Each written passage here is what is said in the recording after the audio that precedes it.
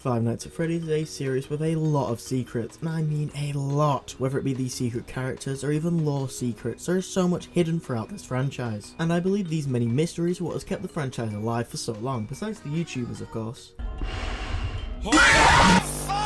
But with any popular franchise that has secret things for players to discover, there will always be people looking to fake these kinds of things and trick the community as a whole. So in this video, not only will I be covering the various canon secret characters, but also the many hoax characters from each era of the series. So without any further ado, let's begin. Five Nights at Freddy's 1 has so many of the largest hoaxes to date, as back in those days people were more gullible to this type of thing, especially because of the lack of techniques like texture dumping and etc. But these hoaxes became much more common after the discovery of everyone's favourite clickbait icon, Golden Freddy, who is the only real secret character present in this game, but undoubtedly one of the most important in the series. And I guess you could make an argument for the Endo in Parts and Service technically being a secret character because he can very rarely look at the camera. But these two occurrences made many of the hoaxes during the FNAF 1 era 10 times more believable. But easily the most well-known hoax from this era, and well FNAF as a whole, is this character, meet Sparky the dog, who was created as a fake dog animatronic and can be seen peeking into Parts and Service in this image. Now we all know now that this animatronic isn't real, but at the time he fit right into the game so well that many believed it wholeheartedly, mainly because at the time we did not have the methods or means to look through the game's files efficiently. But this one image became so infamous in the FNAF community that Sparky the dog made a cameo in the FNAF movie last year, which I think is pretty awesome, and I hope this happens with some of the other big hoaxes in later movies. And some honourable mentions in terms of the hoaxes go out to Beakless Chica, who's pretty much just Chica from FNAF 1 without a beak, similar to Toy Chica from FNAF 2, but there's no image for this one.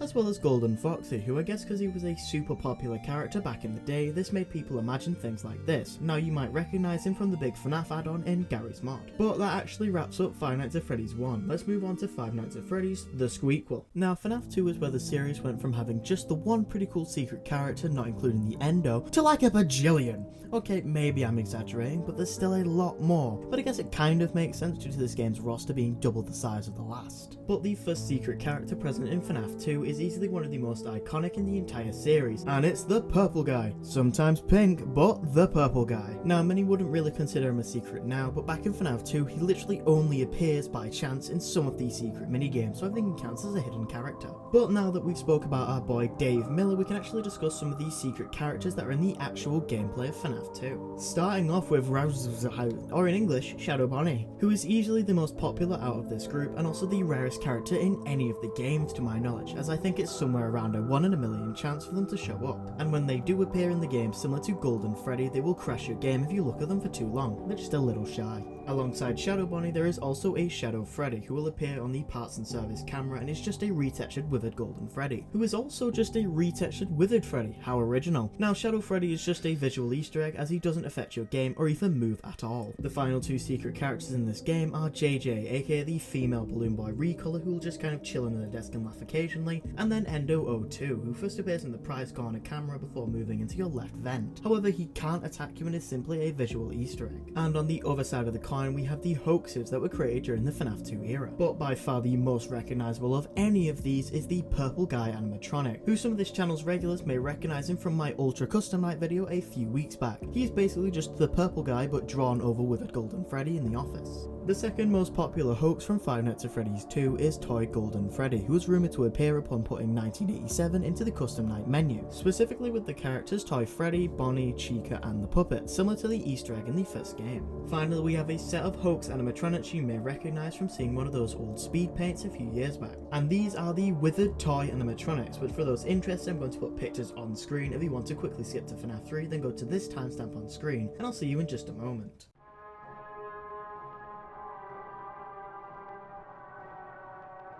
Five Nights at Freddy's 3 continues the trend of having a couple of secret characters as well as a bunch of fake ones. However, by this point in the series, the number of hoaxes created during each era of the series was decreasing rapidly. But starting with the hidden characters, there's quite a few of them this time around, and the first one was believed to be a hoax for quite a while, and it's Phantom Golden Freddy, who can be spotted peeking from the corner of the room on the left hand side of the office and just doesn't do anything. Secondly, similar to the Balloon Boy Paper Pal Easter egg in Five Nights at Freddy's 2, very rarely during the gameplay the Bonnie Paper pal can actually show up in your office on the far left above the toy box. The next group of hidden characters are actually cupcake related for some reason. For starters, the FNAF 1 cupcake can sometimes appear on your desk in the office. The next cake you can find is the Phantom Cupcake, who will occasionally appear somewhere in the cameras and is actually necessary for getting the good ending of the game. And finally we have the Golden Cupcake, who will rarely make appearances as a drawing in one of the cameras. However, later on in the Freddy Files book, we actually got an official render of the character. Now, as I said earlier, the volume of hoaxes being created and actually spread around the community during this time had largely decreased by this point in the series, as most of the fans were a little smarter and people could actually get into the game's code and look pretty easily to disprove them all. And that's actually why most of the hoaxes this time around actually come from before FNAF 3's release and are based on the teasers and trailers. To start with, we need to revisit Golden Foxy from Five Nights at Freddy's 1 and take a look at the very first teaser of Springtrap for FNAF 3. Now, for some reason, upon seeing this teaser, a few people believe that this character may have actually been Foxy, and this brought the whole Golden Foxy thing back to the light. Obviously, we now know this was Springtrap and not the fox. The next hoax also originates from the theories around Springtrap during the build up to FNAF 3's release, and this one is Salvage aka Fred Trap, and was actually based off this image of Springtrap from an old teaser, except the image is actually mirrored to create a face resembling a Freddy-esque animatronic. But that actually wraps up Five Nights at Freddy's 3 in terms of secrets and fake stuff that's sometimes cool but can get really weird on other occasions. Emerald Freddy. But we can safely put a bow on FNAF 3 and move on to the final chapter. Five Nights at Freddy's 4 does not have a single secret character in the entire game. So not only is FNAF 4 my least favourite of any FNAF game in the entire series, including Freddy in Space 2, and that's not even an official title, but it also lacks any cool stuff to look for. Literally the closest thing to a secret was the goddamn cupcake for me, and that's not even rare.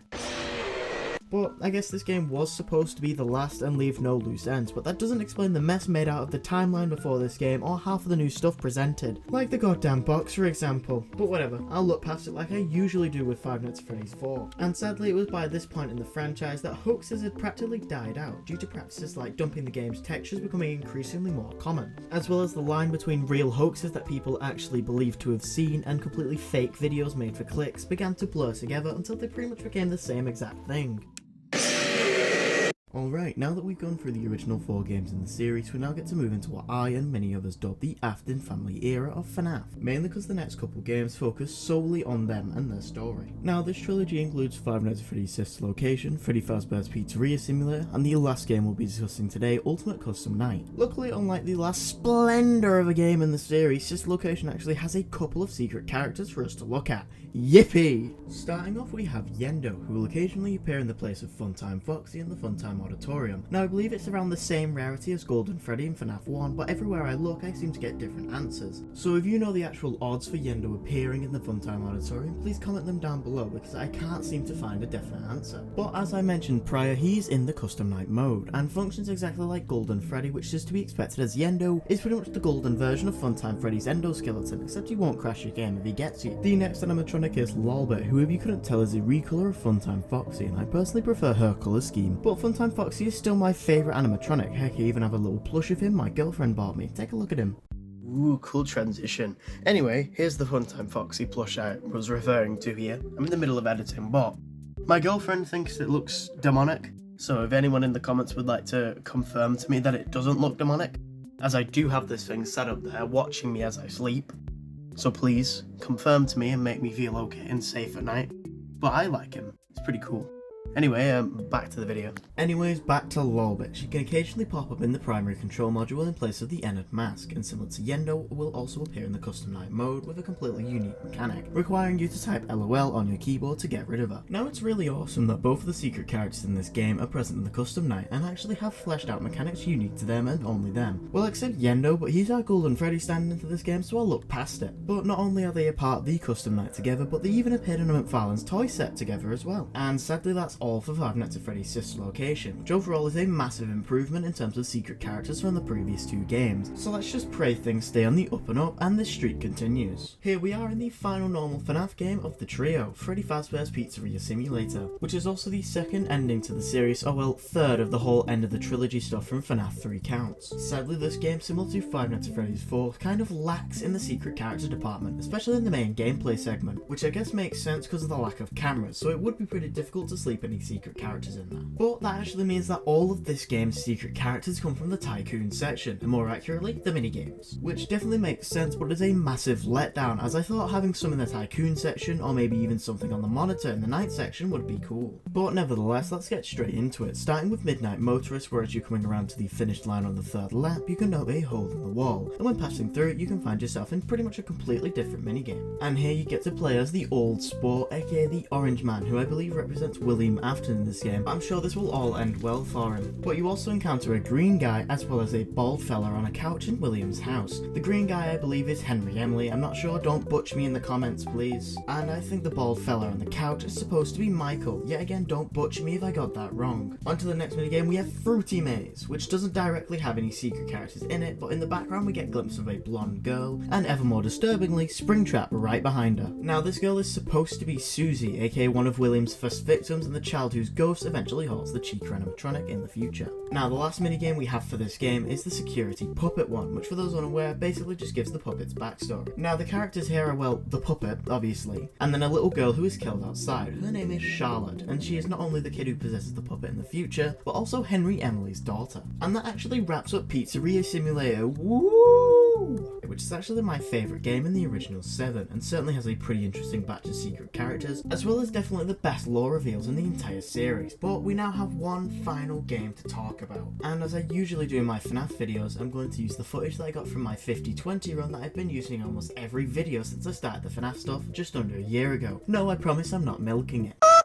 So, Ultimate Custom Night has a grand total of 8 secret characters, making this the largest number across the series so far. Now, all of these secret characters in this game are summoned into Purgatory by Dee Dee from FNAF World. First of which we have Bonnet, who is the female version of Bon Bon from Five Nights at Freddy's Sister Location. She will show up, walk across your screen, and you just have to bonk it on the head to make it leave. Yet again from Sister Location, Lolbit makes a return, and her mechanic here is the exact same as it was in that game's Custom Night mode. Now there's one more returning character from Five Nights at Freddy's Sister Location, and this time around it's the Mini-Renas, who just like Lolbit work the same way as they did back in that game's Custom Night. The next 2 secret characters come from Five Nights at Freddy's 4, the first of which is Nightmare Chica, and her mechanic involves teeth moving down the screen, and if they connect then you die, but these can be repelled with AC. The next character is Plush Trap, and both him and his chair will show up in Camp 06 with Funtime Fox, and you just have to watch him until he gets scared and runs off, disappearing for the rest of the night. Now our second to last character originates from Five Nights at Freddy's 2, and is, I'm not even going to try and pronounce his name. But alas, Shadow Bonnie is back, and this time around, instead of crashing your game when you look at him for too long, he simply causes your office to completely black out for a few seconds. Now our very last secret character is incredibly important to the franchise and involves us going back to the start. It's none other than Fredbear, aka the original animatronic from back in 1983, and he will insta-kill you if you use the death coin on Golden Freddy.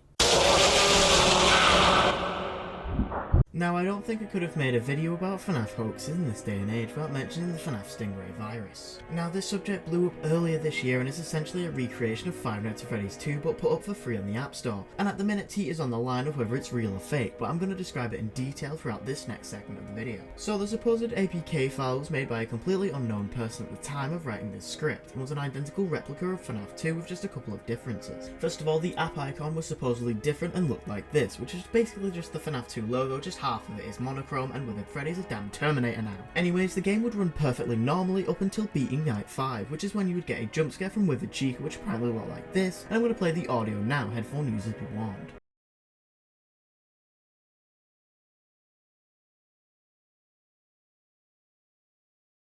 After the jump scare plays, you'd be treated to a black screen with a distorted music box playing in the background, and there would supposedly be either an audio file or text on screen reading, "Your device is mine and you've been trolled." Also, for those interested, the music in the background would sound like this.